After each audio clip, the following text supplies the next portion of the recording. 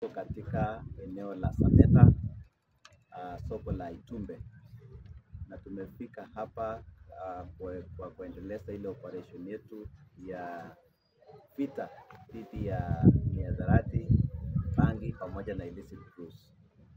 Na katika soko hili la Itumbe tumefanya operation na tumeweza kushika hivi vitu vyote ambavyo mnaviona hapa.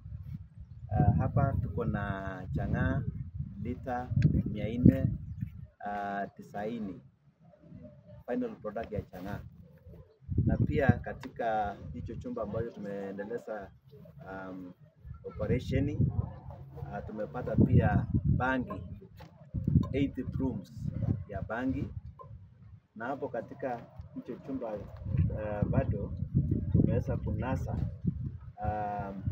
hivi filamu hizi vya kompyuta ambavyo vilikuwa vinatumika kuonyesha filamu ambavyo ni filamu chafu sana. Na hapa pia tumepata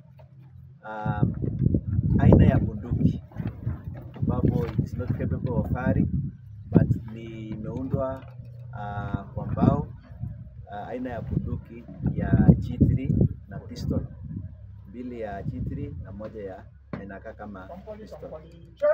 Katika operation hii ya leo tumenasa mhalifu sugu ambao anauza chang'aa hapa, na mhalifu huyo ako ndani hapa, na kuna mmoja ambaye anashirikiana naye ametoroka, huyo ambaye anaitwa Geoffrey Isapoke. Unaona kwamba hii ni biashara ambayo ni well coordinated, kuna mahali ya kutuma pesa.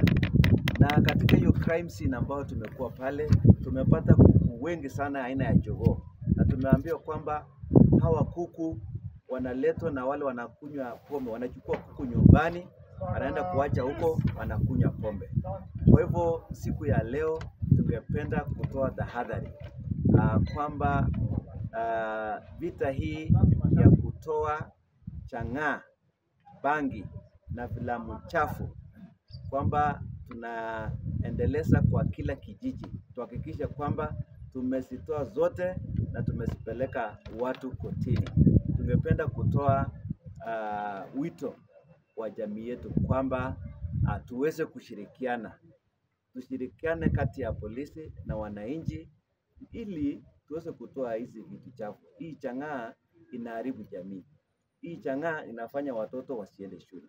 Hakuna manufaa yote ambayo tunaweza pata kwa hivi vileo vya chang'aa. Na pia kuna wahalifu, wakati tunaenda hizi maoperation zetu za kutoa chang'aa, unapata kwamba polisi anarushia mawe, tunapata wananchi wanapiga nduru.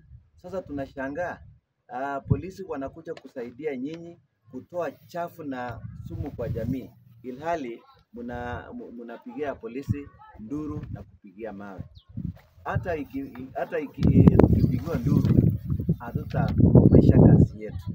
Kazi yetu lengo kuu ni kutoa hizi vitu vyote chafu kwa jamii yetu. Kwa hivyo natoa wito tushirikiane kwa pamoja kati ya wananchi na polisi ili hizi vitu vyote